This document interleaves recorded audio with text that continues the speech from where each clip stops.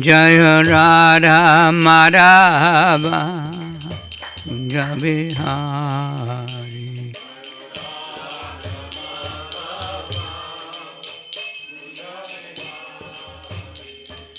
Gopi Jana Balava Girivara Hari.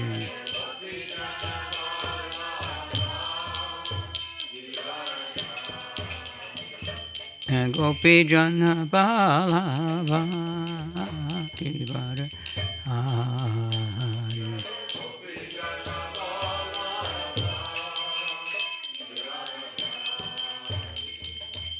Yashoda Nandana Brajajana Ranjana.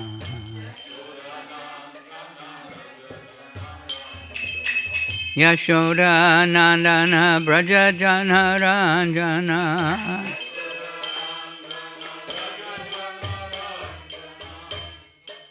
Yashoda Nandana Brajajana Ranjana.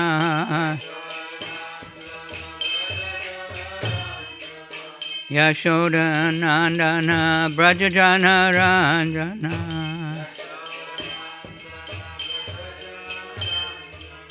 Yamuna Tira Banachari.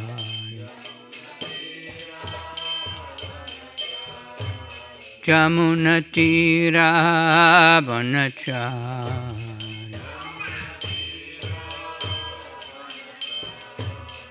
Jai Radha Madhava Kunja Bihari.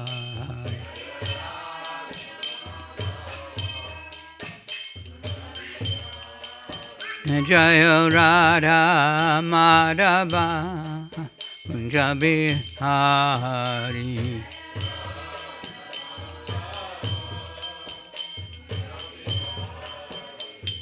Gopi Jana Balava Girivara Hari.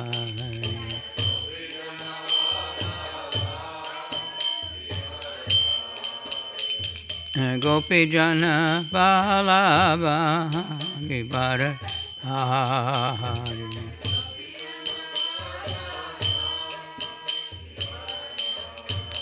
Yasoda Nandana Brajajana Ranjana. Yashoda Nandana Brajajana Ranjana.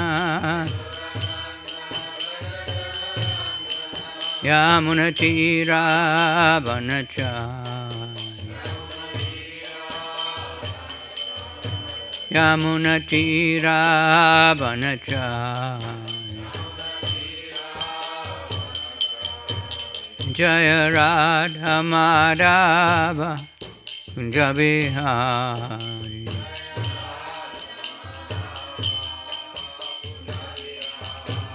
Hare Krishna, Krishna Krishna, Hare Hare, Hare Rama, Rama Rama, Hare Hare.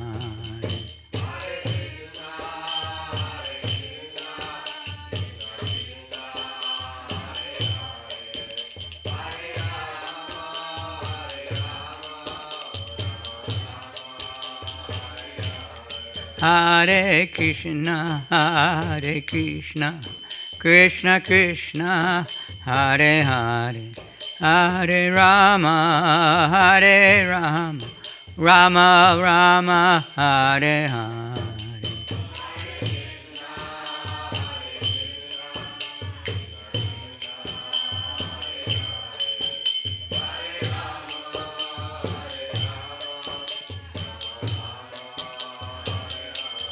Hare Krishna, Krishna Krishna, Hare Hare, Hare Rama, Rama Rama, Hare Hare.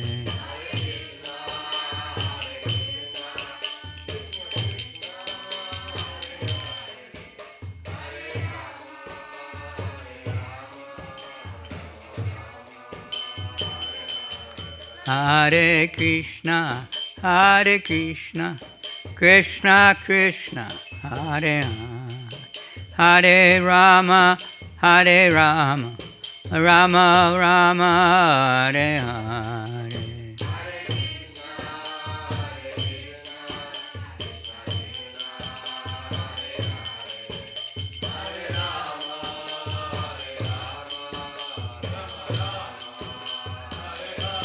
Hare Krishna, Hare Krishna, Krishna Krishna, Hare Hare, Hare Rama, Hare Rama, Rama Rama, Hare Hare.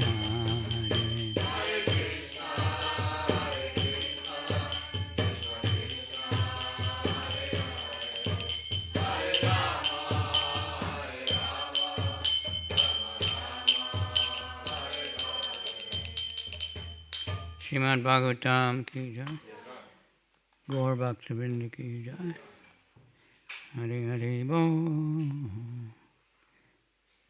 What is the verse? 4:29. Say it again. 4.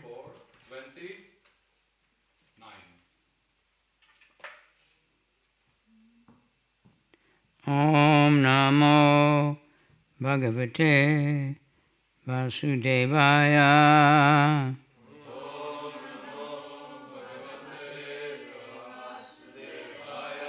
Om Namo Bhagavate Vasudevaya.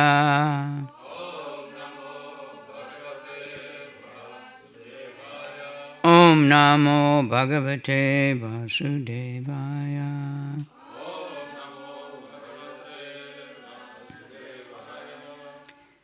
Narayanam Namaskritya Naram Chaiva Narottamam Devim Saraswatim Vyasam Tato Jayam Udirayet.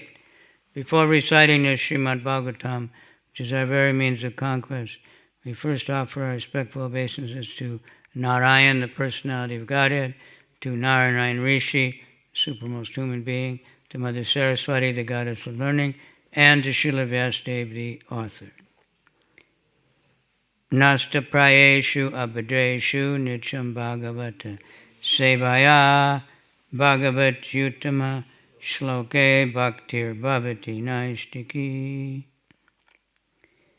By regular attendance in classes on the Srimad Bhagavatam, rendering service to the pure devotee, all that is inauspicious in the heart is destroyed almost to nil, and thus loving service to the personality of Godhead, who is praised with transcendental song, comes into being as an irrevocable fact. Someone asked me the other day, why does it say almost to nil? Anybody have any ideas? Anybody know anything? No? Yeah. I heard that the few remnants of anarthas which remain in the heart is only possible to clean when Krishna allows, like Krishna gives special mercy, and then when the prema will come. Yeah. I mean, as long as we have this body, there's a few things we have to deal with. But it's so close that Krishna, and at the time of death, if we've been trying, Krishna covers it. Also, so that we should never think, yeah, I've made it, I'm over the top now, I don't have to worry. We should always feel like we got to try harder. Yeah. Burichan Prabhu once he mentioned that it means even on the level of bhava, still some traces of puja and pratishta may be left. Yeah. Very good. So that means try harder, right? Mm-hmm. We're only number 2, so we try harder. Should be. You know that motto? Idam Bhagavatam Nama Purana Brahma Samitam Uttama Shloka Charitam Chakara Bhagavshai Nishaya Saya Lokasya Danyam Swastayanam Mahat. This scripture named Srimad Bhagavatam is the literary incarnation of God. And it is compiled by Srila Vasudev, the incarnation of God. It is meant for the ultimate good of all people, and it is all successful, all blissful, and all perfect. We're very fortunate to have it. Srila Prabhupada, it's inconceivable what he went through so that we have the Srimad Bhagavatam. First place, being totally absorbed in it, but then how much and energy and trouble and time and opposition he had to deal with in order to get it published, especially the first in India. But even after that, it was always pushing. Then he had to push everybody to distribute it so they could get money to print more. And so now we have it in so many languages. So this is 4th Canto, chapter 20, verse 9.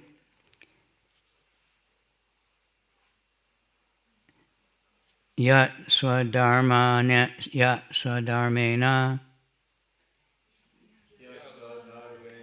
mam nityam nirashi shadayan vita bhajate shanakais tasya mano rajan prasidati yat swadharmena mam nityam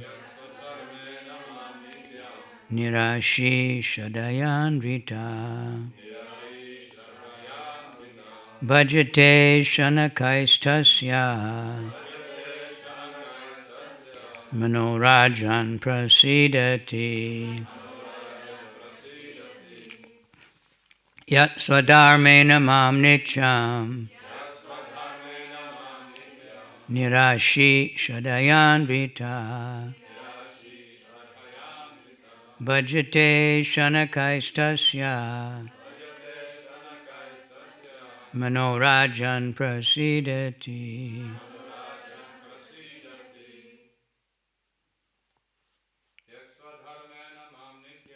Yat swadharmena mam nityam nirashi shadayan vita bhajate shanakaistasya manorajan prasidati. Yat swadharmena mam nityam nirashi shadayan vita bhajate shanakaistasya manorajan prasidati.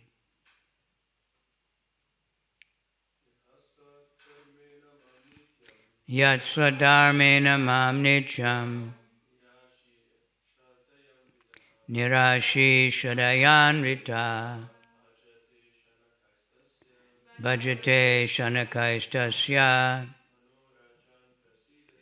manorajan prasidati.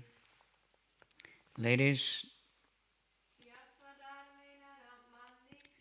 Yat swadharmena mam nityam nirashi shadayan vita bhajate shanakaistasya manorajan prasidati. Yat swadharmena mam nityam nirashi shadayan vita bhajate shanakaistasya manorajan prasidati. Yat swadharmena mam nityam nirashi shadayan vita bhajate shanakaistasya manorajan prasidati.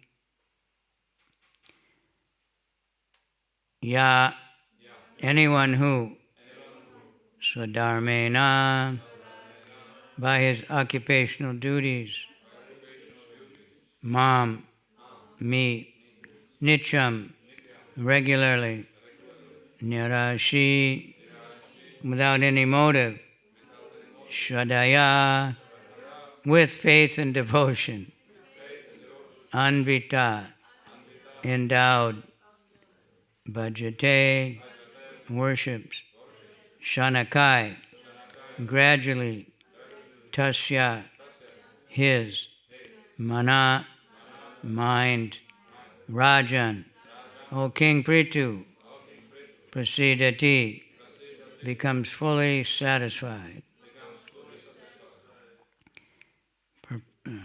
Translation.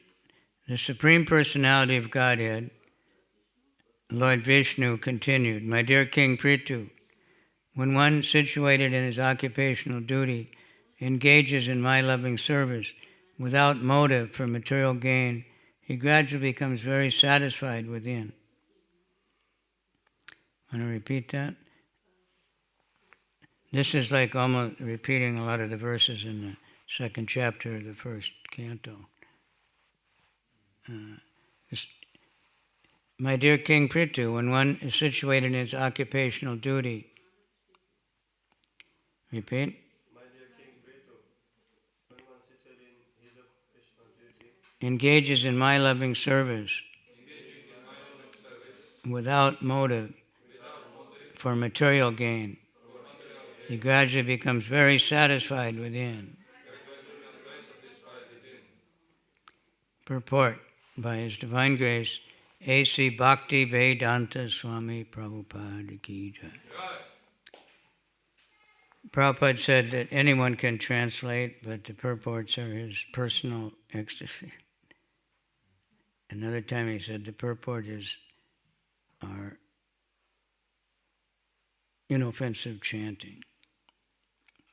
So if we want to purify and chant, we need to really dig into these purports.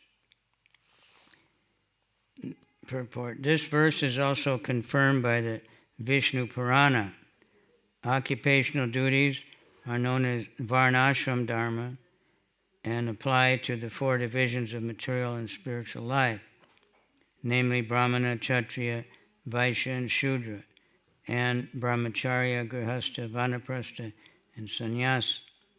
If one works according to the varnashram dharma system and does not desire fruitive results, he gets satisfaction gradually, discharging one's occupational duty as a means of rendering devotional service unto the Supreme Personality of Godhead is the ultimate goal of life. Bhagavad Gita confirms this as a process of karma yoga. In other words, we should act only for the satisfaction and service of the Lord, otherwise we'll be entangled by the resultant actions. Everyone is situated in occupational duty, but the purpose of material occupations should not be material gain. Rather, everyone should offer the results of his occupational activities. A Brahmin especially should execute his occupational duties not for material gain, but to please the personality of Godhead. Kshatriya, Vaishya, and Shudra should work in a similar way in this material world. Everyone is engaged in various professional and occupational duties, but the purpose of such activities should be to please the Supreme Personality of Godhead. Devotional service is very simple, and anyone can adopt it. Let one remain what he is, need only install the deity of the Supreme Lord in his house. The deity may be Radha Krishna or Lakshmi Narayan. There are many other forms of the Lord. In this way, a Brahmana, Kshatriya, Vaishya, or Shudra can worship the deity with the results of his honest labor. It's like we tell people, just add Krishna. Don't have to change anything. Gradually, though, you have to add more and more things. But all of them are part of Krishna. And if we add Krishna, then other things will fall by the side. That's why we stress just chant Hare Krishna. Not negative. Give this up, give that up, don't do this, don't do that. Nobody wants to hear that anymore. They've heard it so much. We get a higher taste. Regardless of one's occupational duty, one should adopt the devotional means of hearing, chanting, remembering, worshiping, offering everything to the Lord, and engaging in His service.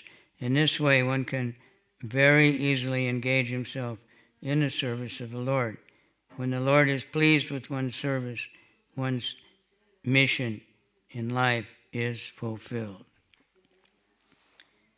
Om Gana Timirandasya Gananjana Shalakaya Chakshur Militanyena Tasmai Shri Gurave Namaha Shri Chaitanya Manobhistam Stapitam Yena Bhutale Swayam Rupa Kadamayam Jadati Swa Padantikam.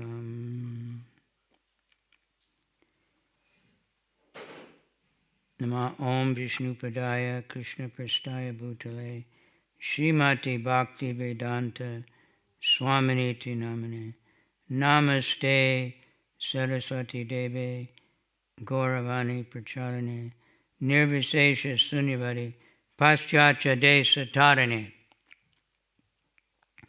Vanchakalpa Turubhyascha Kripa Sindhubhya Evacha Patitanam Pavanebhyo Vaishnave Bhyo Namaha. Namo Mahabharanaya Krishna Prema Pradayate Krishnaya Krishna Chaitanya Namani Gauratishe Namaha. Panchatatmakam Krishna Bhakta Rupa Sarupakam Bhaktavataram Bhaktakyam Namami Bhakti Shaktikam. He Krishna Karuna Sindhu Dinabandhu Jagatpate Gopisha Gopika Kanta Radhakanta Namostate Tapta Kanchana Gaurange Radhe Vrindavaneshwari Vishabhanu Sute Devi Pranamami Hari Priye. Om Namo Bhagavate Narasimhaya Namaste Jastejase Avir Baba Vraja Namsta Vraja Damsta Karmasayan Randaya Tamo Grasa Om Swaha Abhayam Atmani Om Shrom. All right. So I was just somehow remembering the second chapter of the Bhagavatam, which is like a super important chapter. Last night he was mentioning how the Prabhupada put in his prayer these few verses from this chapter, which covers everything. So in this verse we just read, and in the purport, a lot of it is verses from this chapter. The supreme occupation, dharma, for all humanity is by one can attain the loving service unto the transcendental Lord. Such devotional service must be unmotivated and uninterrupted to completely satisfy the self. It was right there in the verse, right? With love and devotion, without motive. That means material motive. We can be motivated and to serve Krishna, please Guru. But generally when we hear the word motive here, it means I want some material gain. What will I get for it? So Srimad Bhagavatam Dharma Projita Kaitavotra Nirmad Saranam Satam. It immediately kicks out, that's the second verse, kicks out all religious activities which are materially motivated. And it's to be understood by Nirmat Saranam Satam, non-envious. Prabhupada translates when in the verse he says, pure in heart. Envy is a dirty thing in the heart. So if we're envious, ultimately we're envious of Krishna, so not very likely we can understand or develop love for Krishna and service attitude. Because we didn't want to serve Krishna, that's why we're here. Now Krishna is trying to help us to wake up. So if it's unmotivated and uninterrupted, always, Nityam Bhagavata Sevaya, always chanting 24 hours a day. So by rendering devotional service, we immediately acquire causeless knowledge and detachment.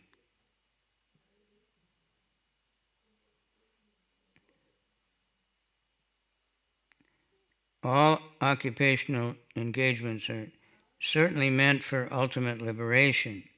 They should never be performed for material gain.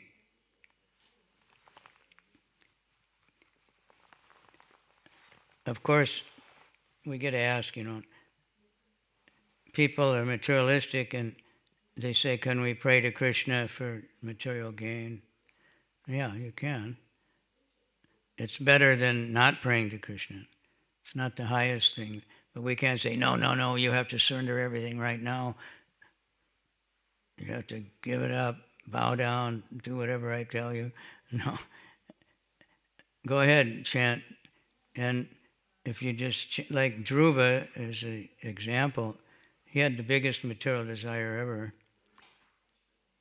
But somehow he had faith in Narada Muni, and so he just chanted that Om Namo Bhagavate Vasudevaya. He did it so intensely that he forgot his material desire.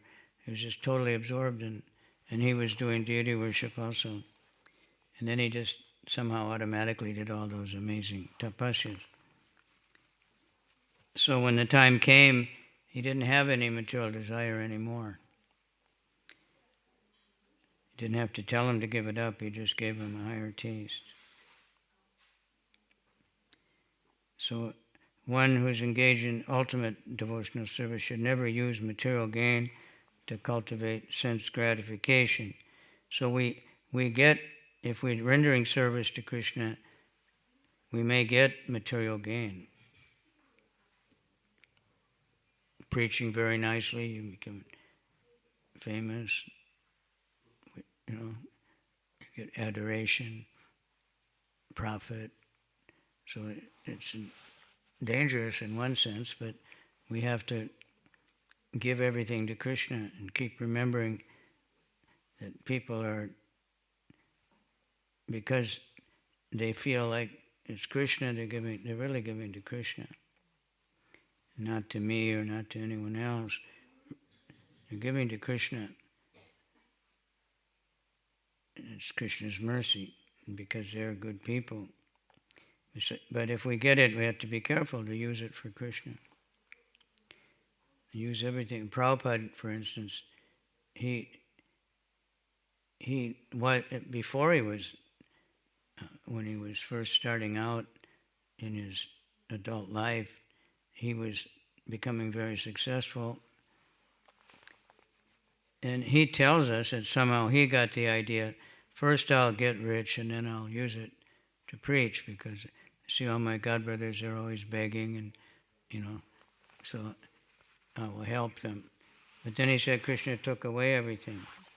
And then for some time he really didn't have anything as far as money goes or recognition or anything in India.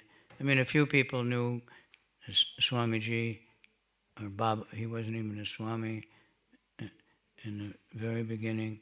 But they liked his talks and they would invite him to speak. But then something happened, and because he was just trying to please his guru, he wasn't thinking anymore that he had to get rich first or anything. And then he got so rich. But everything he got, and then from the book sales, everything just went to buying more temples, opening more temples, printing more books. No sense gratification.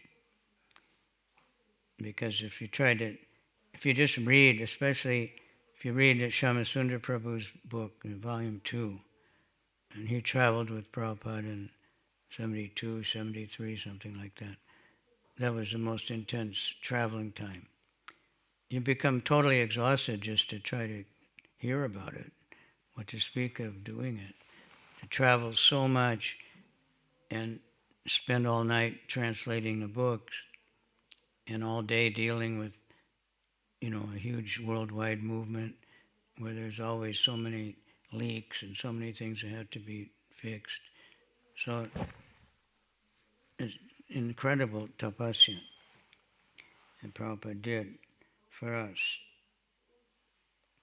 So life's desires, this is repeating again and again, but life's desires should never be directed towards sense gratification. One should desire only a healthy life or self-preservation, since a human being is meant for inquiry about the absolute truth. Nothing else should be the goal of one's work. So this is for us. But we don't have to tell people that right off. Give them a book that can read it, and they'll be more receptive. If somebody's serious, then of course. But if they're just thinking, I want this, can I pray to Krishna? Yes. I just heard, I can't remember who it was, but someone asked Prabhupada, if an evil person wants to get rich and they want to pray to Krishna to get rich, can they get rich? And Prabhupada said, if they're praying to Krishna, they're not evil. I don't know if he said they can get rich or not, but they're not evil if they're praying to Krishna. So we encourage people, pray to Krishna. Don't just rob, steal, cheat, right? To get what you want. Don't be like Charvak Muni, beg, borrow, or steal, but do anything to get ghee, so you can enjoy life. That's the atheistic philosopher of India.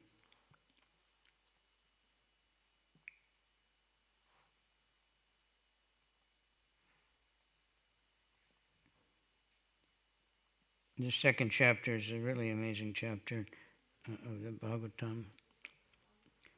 If you want to just get everything all at one shot. Actually, it's like that everywhere, but the more we read the Bhagavatam, the more we see how things are repeated over and over again.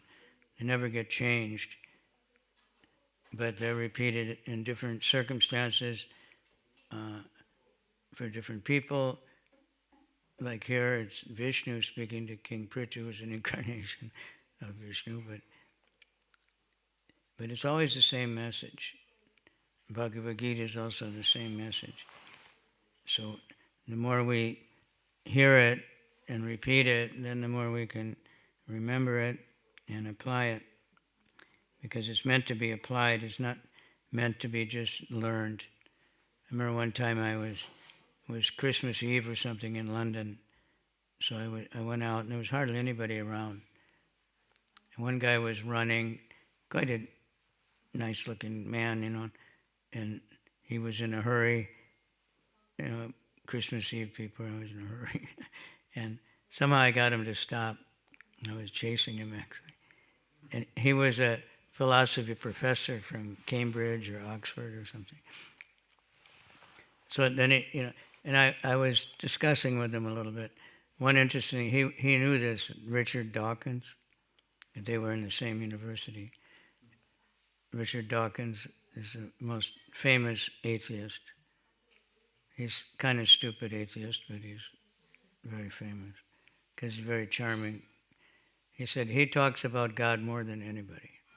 This guy constantly talks about God. There's no God. God is the worst thing that ever happened to the world. Religion has caused all the problems in the world. But I was, saying something, and he knew everything. He knew what Vaishnavas do. He knew, oh yeah, that's what they do. Yeah, that's what the Christians do. That's what the Gaudiyas do. But he didn't do anything. He just knew it. So he could teach it and be a big professor. And I think his son was a professor also. And he was, very respectful, but he only a Gyani. He just had knowledge. So he wasn't happy with it. He couldn't practice. We have to practice. Practice is much more important. To know I'm a servant of Krishna and to try to serve Krishna, that's real knowledge. Not just to know all the facts and figures. So the seriously inquisitive student or sage, well equipped with knowledge and detachment, realizes the absolute truth by rendering devotional service in terms of what he's heard from the Vedanta Sutra.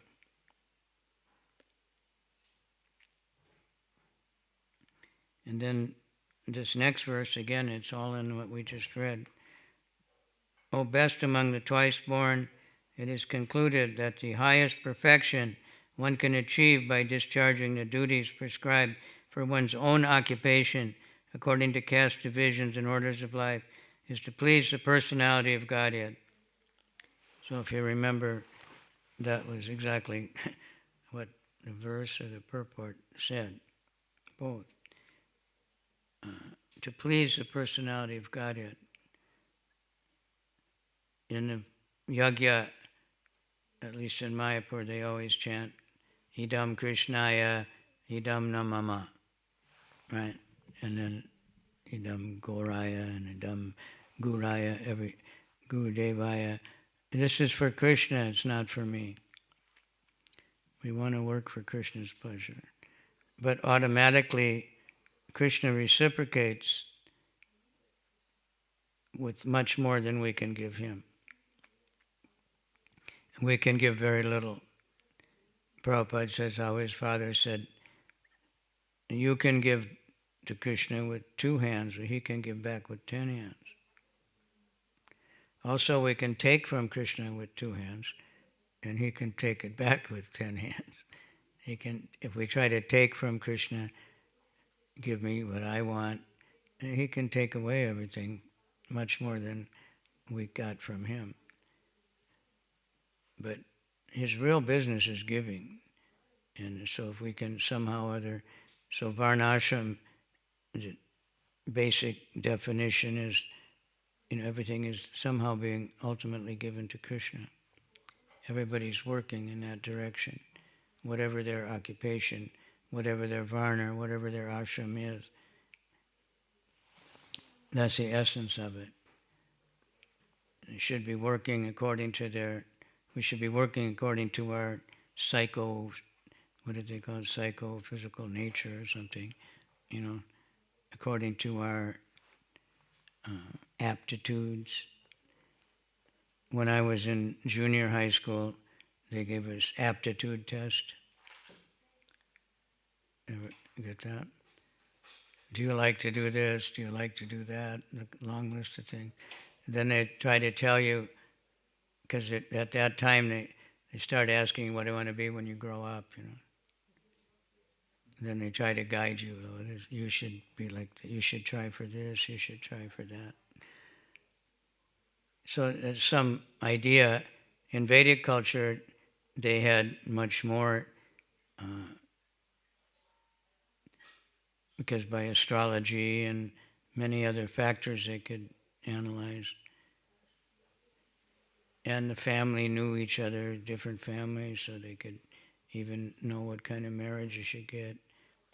And most people would automatically, just by watching their father, they would be the same. But nowadays that never happens, and we hear many stories of it.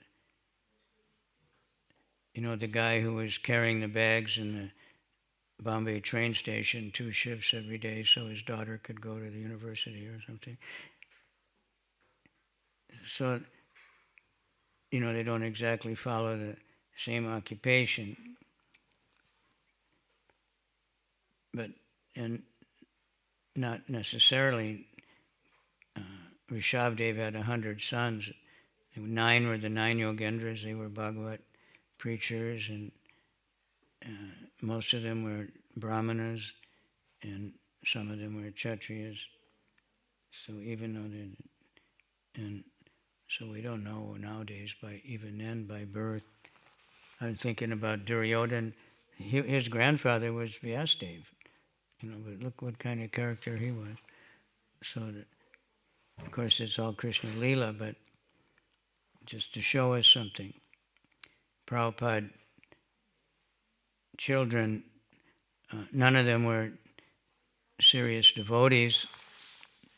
One of them was a demon. Prabhupada said he's a demon. And his demoniac nature, after Prabhupada left, really came out. And Prabhupada had tried, and he was a nice boy when he was young and everything. So we don't know.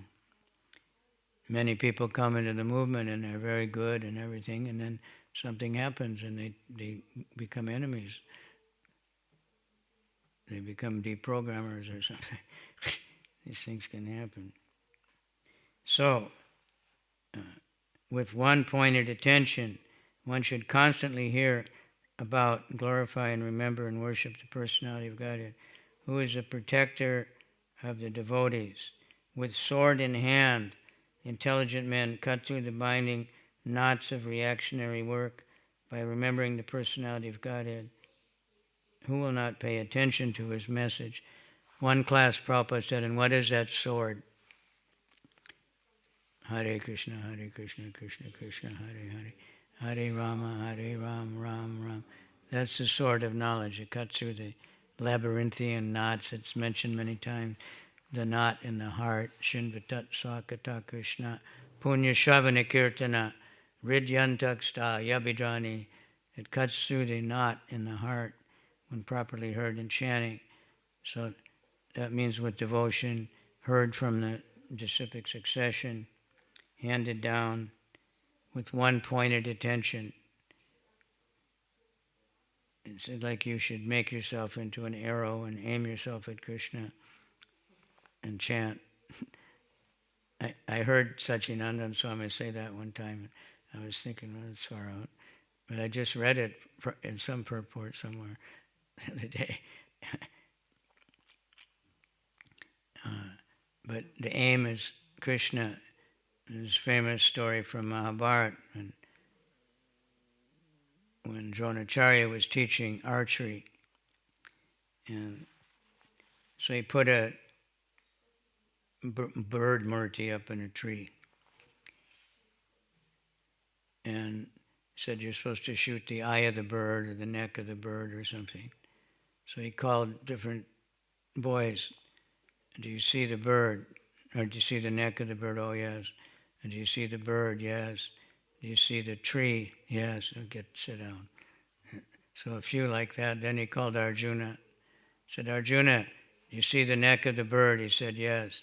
Said, do you see the bird? No. Do you see the tree? No. Said, okay, you shoot. He only saw the target, and he never missed. No arrow that Arjuna shot ever missed.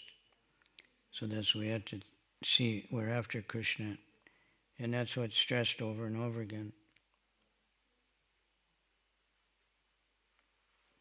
So by this by serving devotees who are completely freed from all vice, great service is done, and one gains affinity for hearing the message of Godhead. By regular attendance in classes of the Srimad Bhagavatam, rendering service to the pure devotee, all that is inauspicious in the heart is destroyed. So Prabhupada very kindly gave us regular Srimad Bhagavatam class. Every temple, it's on their schedule. And unfortunately, some temples I heard in America, they don't even have a regular class anymore because nobody comes. They just say, well, everybody's listening online somewhere. But it's good when everybody can come together, and hear the same class. It's important. It's good to be able to hear many other ones also. This is special mercy of Kali Yuga, that now we have right here, thousands of Bhagavatam classes, right? All the Prabhupada's, everything, plus all of so many other people's everything. So the opportunity is more and more available.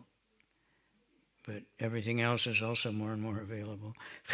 So one has to somehow hang in there to keep, like a horse, they put the thing like this, so the horse doesn't look always at the side of the road, he can't see, and go straight ahead. So you have to keep in mind, what is the goal? It's Krishna. It's love for Krishna, and that means service, uninterrupted and unmotivated. Should be inspired, even in mundane, there's many motivational speakers.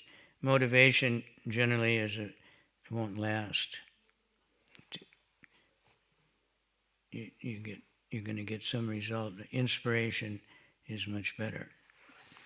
We want to inspire. A real leader inspires followers, and then they want, like Prabhupada, and then they want to work. They want to give everything. They want to do everything. Whatever Prabhupada said. Some people ask, it's quite amazing what devotees did in the early days. Like Brahmananda and Gargamuni, for instance. First, they were apparently kicked out of ISKCON for some kind of strange preaching. Then later, when Prabhupada told them to go to Pakistan or someplace, he said, now you've had practice of living without being dependent on the society, so you'll be able to do this.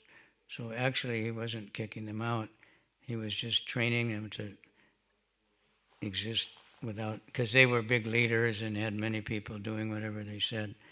So Prabhupada broke them away from that. And they preached, and they made a lot of devotees and opened temples.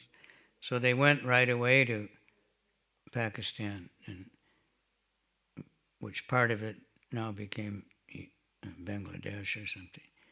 And it was very, very dangerous. Brahmananda was arrested, and they were going to kill them. And he was with one new devotee who turned out to be Pushta Krishna Maharaj. He was only like 19 years old or something. And Brahmananda said, they're going to kill us, chant. And they started chanting really loud. And the soldiers said, just get on the bus and get out of here. So he finally got back. And Prabhupada was so worried. He'd read in the newspaper that some Hare Krishnas were killed. And finally he got back to Bombay and met Prabhupada. Prabhupada was embracing him and so happy. And 1 week later, Prabhupada said, you go to Africa.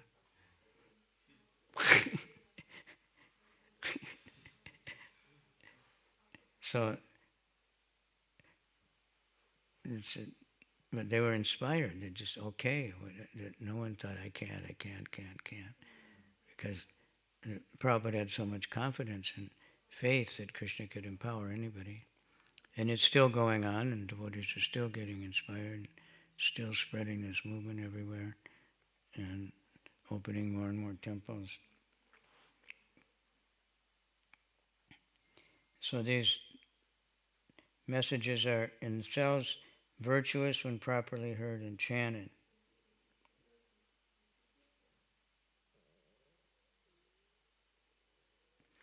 And then, so even when things are almost completely destroyed, all the troublesome things, devotional service becomes established as an irrevocable fact. Can't be taken away. Strange English language, but because you say revoke, but then you say irrevocable. You don't say irrevocable. It doesn't make sense, but it means it can't be taken away. By regular attendance in the class.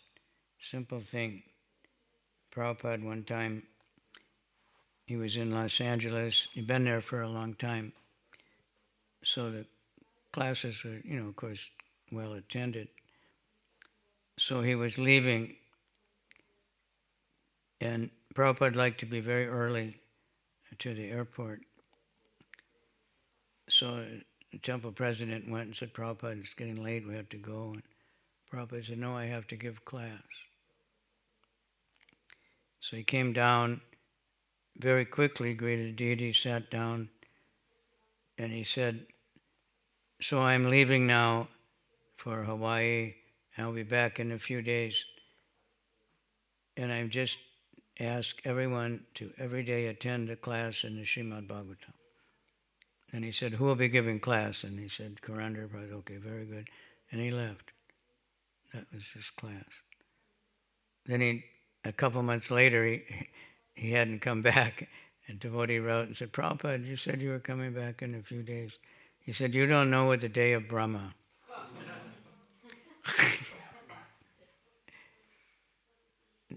It's only a few months is nothing, Because he wanted everybody to do it on their own. He left the devotees in New York when they were very brand new and very few. And, they just kept the whole same program going, and it's still going everywhere in the world. So we're very fortunate and very nice to be here. So we can, it's highly recommended to read Srimad Bhagavatam regularly, more than just going to class. If you read 41 verses a day, I think it is, you can finish in 1 year. Depends on what part you're in. Sometimes you can read 41 verses very quickly. Sometimes it's very long purports. So you have to take longer. But the point is to read it daily, again and again, because it's ever fresh. It's Krishna. It's just like chanting the holy name. It's always new and fresh. It's always reminding us, that we want to hear more and more. And we get a taste. So I'll stop babbling, and here usually we get a lot of questions. So I don't know if I'm stopping early or late. This is 8:45. Yeah. Hare Krishna Maharaj, thank you for the class. I wanted to ask, I saw one part of the purport and I wanted to ask further on that. Srila Prabhupada here says, discharging one's occupational duty as a means of rendering devotional service unto the Supreme Personality of Godhead is the ultimate goal of life. And Bhagavad Gita confirms this as the process of karma yoga. So I wanted to, this is the first paragraph of the purport at the end of the first paragraph. And so I wanted to ask about, so it seems here that it says that one does his own occupational duty and try to offer the results to the Supreme Personality of Godhead, and this is called as ultimate goal of life, but yet it refers to it as karma yoga. So I'd like to ask if you can maybe explain further, or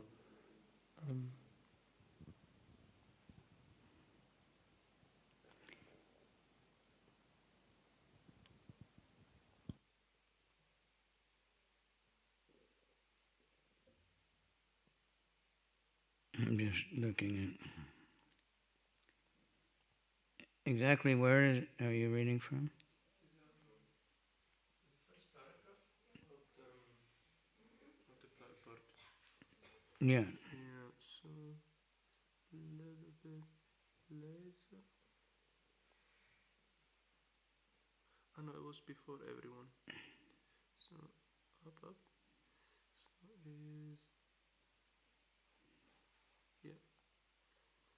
So is Discharging one's occupational duty as a means of rendering devotional service to the Supreme Personality of God is the ultimate goal of life.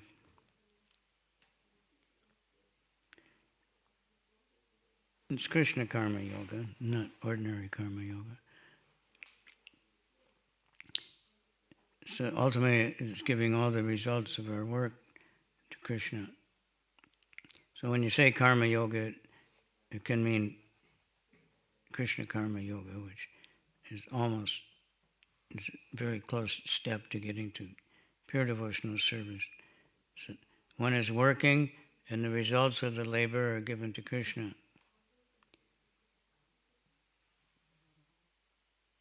Have a house, but in the house you're worshiping Krishna, you're offering food, you're chanting, you're having people over.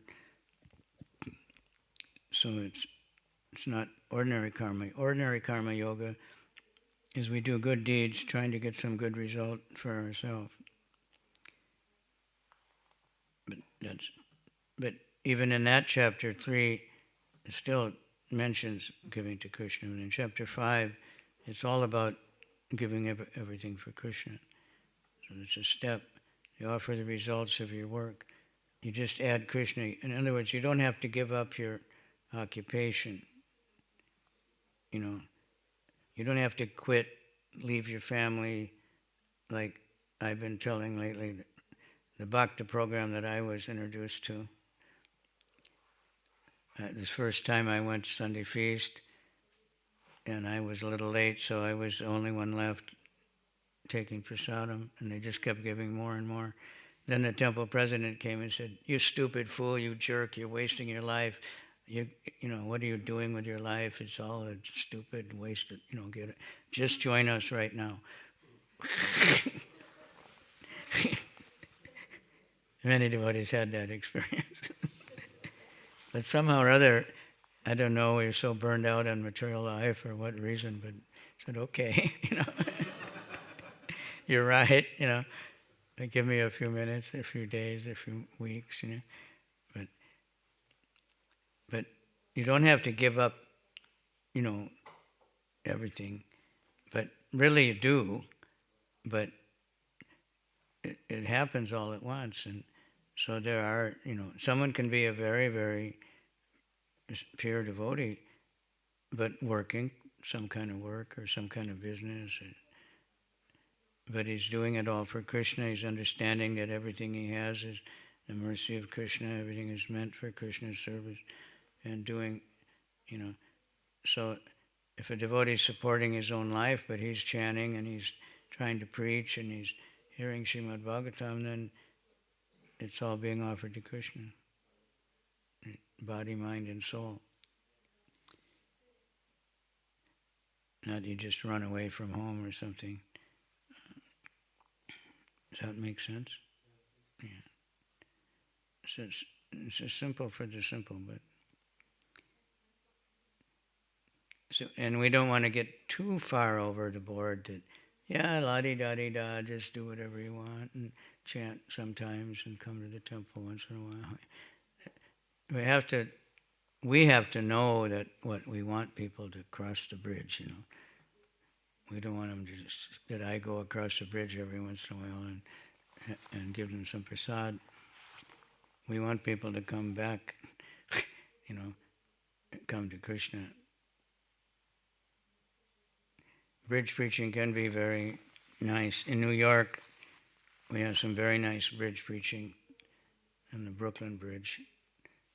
It's a huge tourist thing, full of people all the time. And it's quite long, so, you can go Harinam there about 1 hour from one side to the other. And thousands of people, from all over the world are there. So that's very good bridge preaching.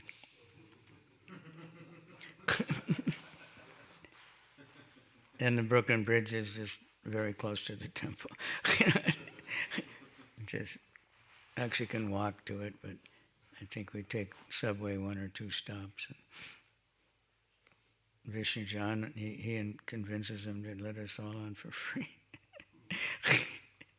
There's a big kirtan on the train. Anyway, yeah, just add Krishna, that's the beginning, but so it doesn't mean ordinary karma yoga, where you're just trying to do good work to go to heaven or something, get rich, and avoid. That's the karma yoga, is how to live in this mature world and enjoy without getting entangled in sinful activity. But then chapter 5 is called Krishna karma, and that's almost bhakti,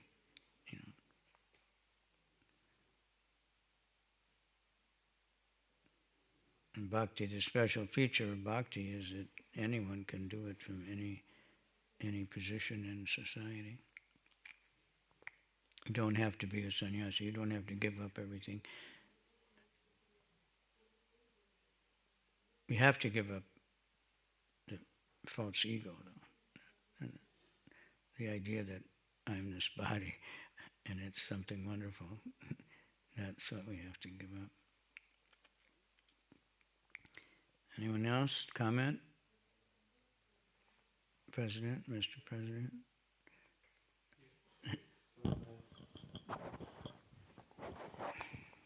Another aspect maybe of this question, I was thinking if you could more explain what then is the difference between having work with this apparently material, because it's not directly for the ISKCON or for the temple. Let's say somebody works as an electrician or somebody works to build the roads and such kind of things.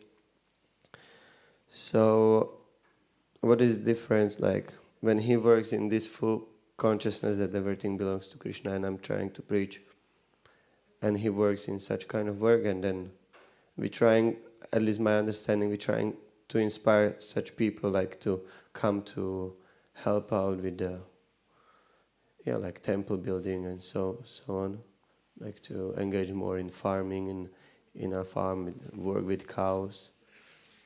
Yeah, I'm just trying to understand, like, with this, if he is able to be like fully engaged in Krishna service while working and work like electrician or so, or he should really try to find the means to work for the temple. Same thing, we give the results of the work to Krishna, which means we're regularly chanting, following the principles, hearing and chanting, and then the work is for Krishna. Krishna gave you the ability to work. Everyone has different varna, different work they can do. You can't force someone, now that in this day and age, so many people are so much mentally distressed because they're forced to work, by their family or by society or whatever. It's something they don't really like doing at all, because you're going to make money doing this and you have to make a lot of money. And so people get very, very frustrated. Now they're so crazy they don't even know if they're a man or a woman. They don't know anything. So we're trying to educate people, purify, and the purification comes from chanting. So we're trying to encourage everyone to chant. But so there's so many devotees now. In the early days, everyone was in the ashram, but like devotees built this place a lot. They had contractors also, but devotees did a tremendous amount of work. It's in the book, right? And so many temples, devotees built everything. They built that palace in New Vrindavan, and they didn't have a blueprint. And it's just amazing. And they didn't have the skills. And they laid really intricate marble perfectly. It's like a really difficult thing to do. Painted the ceilings, with these elaborate paintings. But their plan was just to build a small house for one room for Prabhupada. And it just grew like that.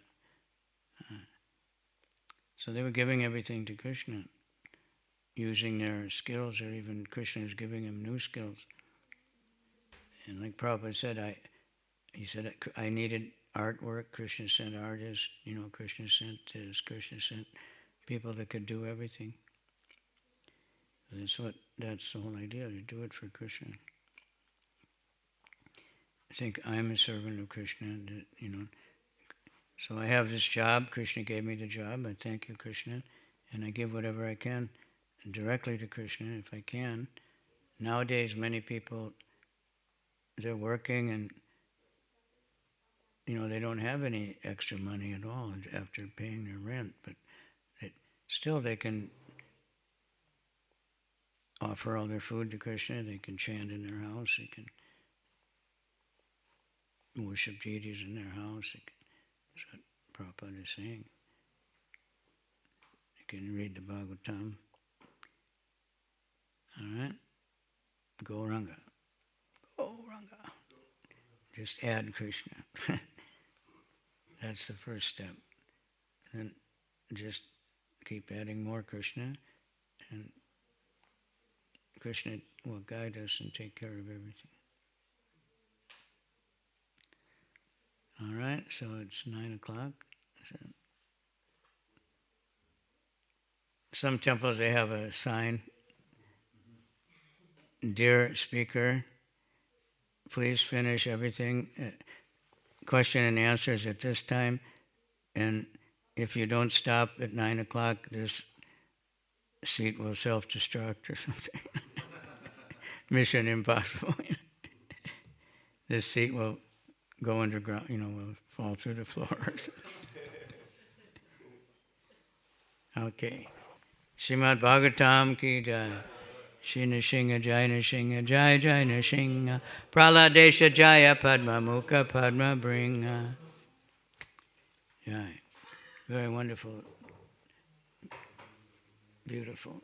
Nishinga is the most kind and merciful.